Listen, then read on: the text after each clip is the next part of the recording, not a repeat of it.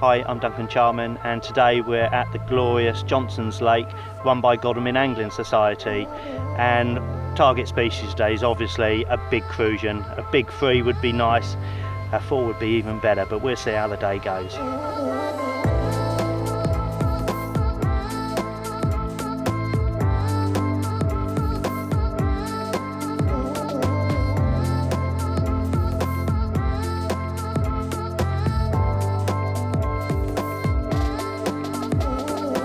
Johnson's Lake, it's a beautiful lake. It's an estate lake, relatively shallow, rectangular in shape, and it's got 40 or more swims here.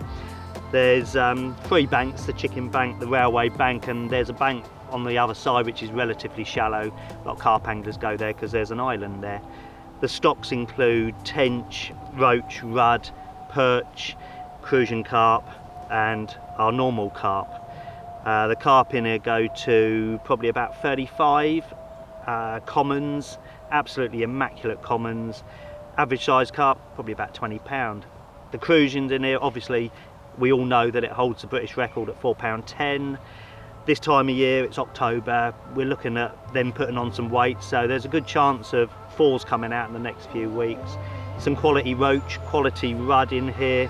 And I think the biggest tench I've had is 8-9, so it's a really good mixed fishery.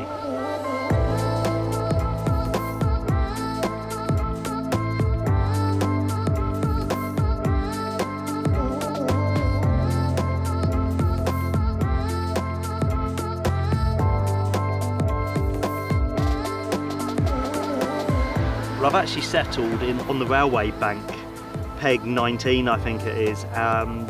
The reason I'm here, slightly deeper water, winter's on its way, and the crucians have been coming out from this area, so obviously it's not the quietest place. We've got a railway track literally 20 yards behind us. We've got a path here where people are walking past, so it wouldn't be my first choice of swim, but you have to go where the fish are, and they're not shoaled up like they normally are. There's only 2 or 3 fish, so they come in kind of like, every now and again you get a few bites and 2 or 3 come along, but this is where it's been more consistent this year.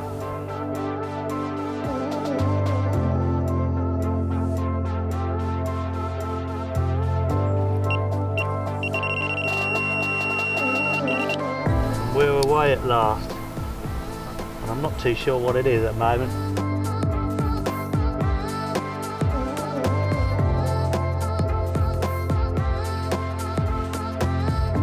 You know, we've been here about an hour. I dropped a fish and we've got a crucian in the net. It's not a monster, not by Johnson standards, but it's probably a monster by a lot of people's standards. Well, there we are, the first one of the day. Beautiful, beautiful fish.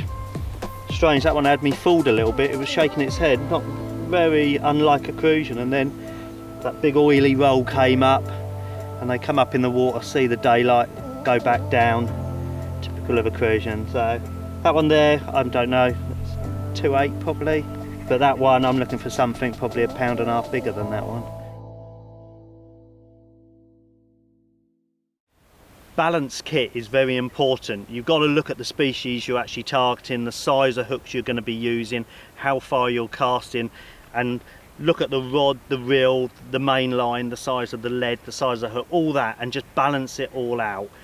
Rods are really important, especially when you're using small hooks. Today I'm using a small size 16. Very easy to bump those out of a fish's mouth if it lunges. So I'm using my 10-foot scopes. They're 175, but they're got very forgiving tips. So under the rod tip, a crucian quickly dives down, and the rod tip just takes it all, and you don't pull those hooks. 6-pound line today, aids my casting.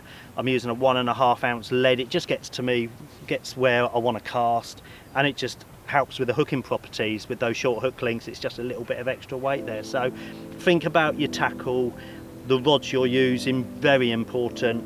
Your main line, setting your clutch, putting your back wind on when you've got a fish under the rod tip, just to safeguard you against those hook pulls.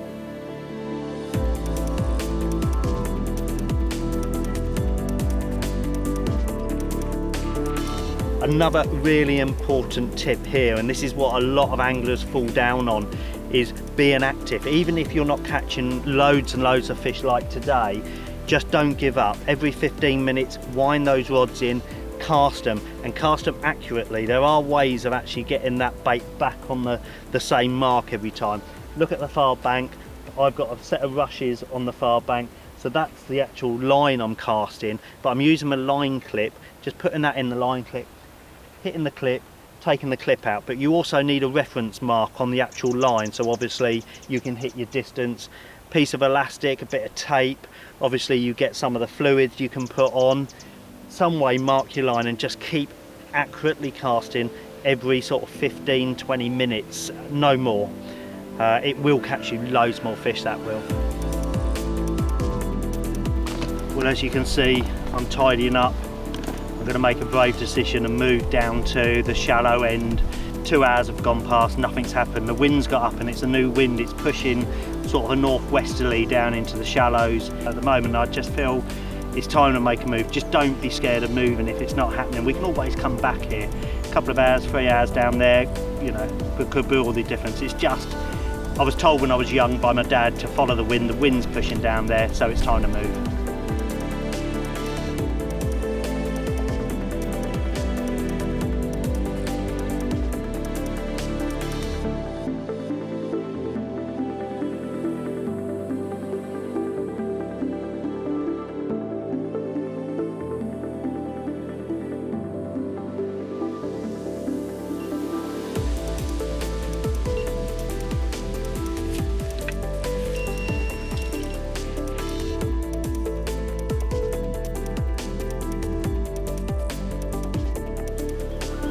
Looks like we found the fish, but I knew we'd catch a few tench down here, but I think we might just have to play the numbers game and keep at it to catch a cruie. But I'm happier getting bites than sitting there not getting any bites, so at least we found them now.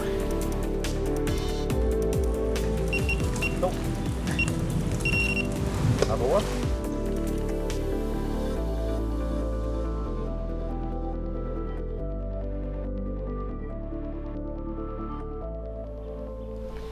We've moved swims and we've obviously found some fish, but not exactly the species we were after. We've come down on the shallows.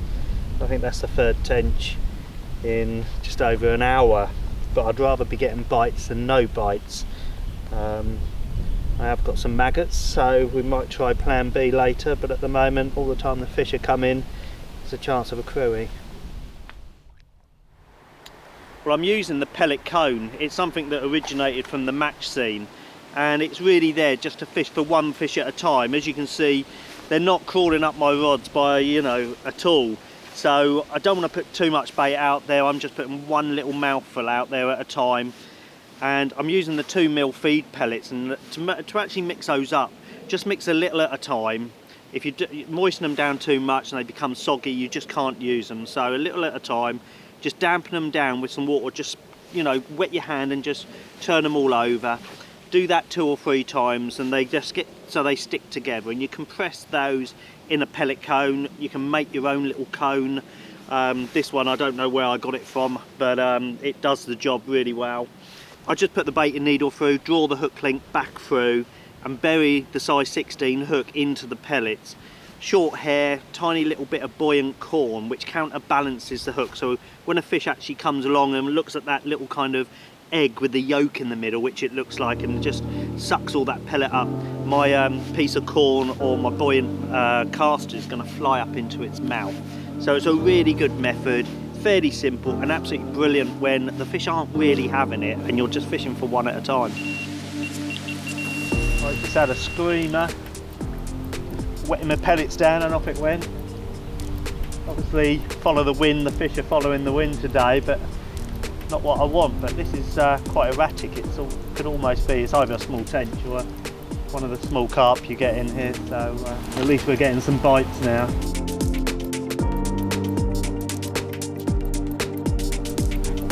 There you have it. If that was £30, £20, what a fish that would be, but I'm still happy with that on a size 16 and a little bit of Plastic corn on the pellet cone. The old sticky pellet again doing the job. Just fishing for one fish at a time. Knew that was carp when I picked the rod up. It just almost flat rodded me. It was just going, and beautiful.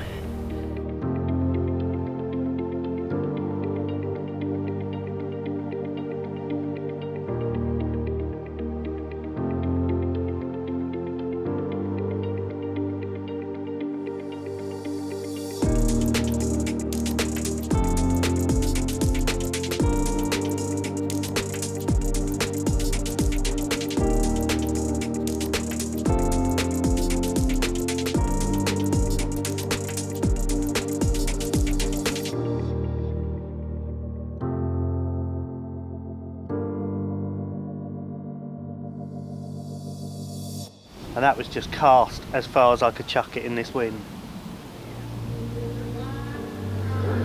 Wouldn't it be nice if it is a Crucian?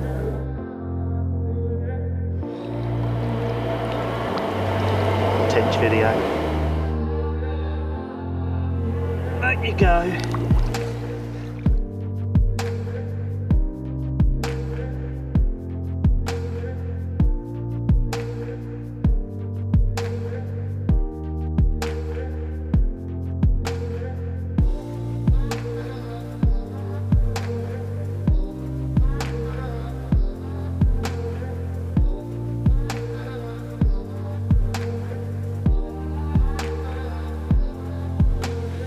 Well, as you can see, we've come back to my original position where I started at dawn this morning.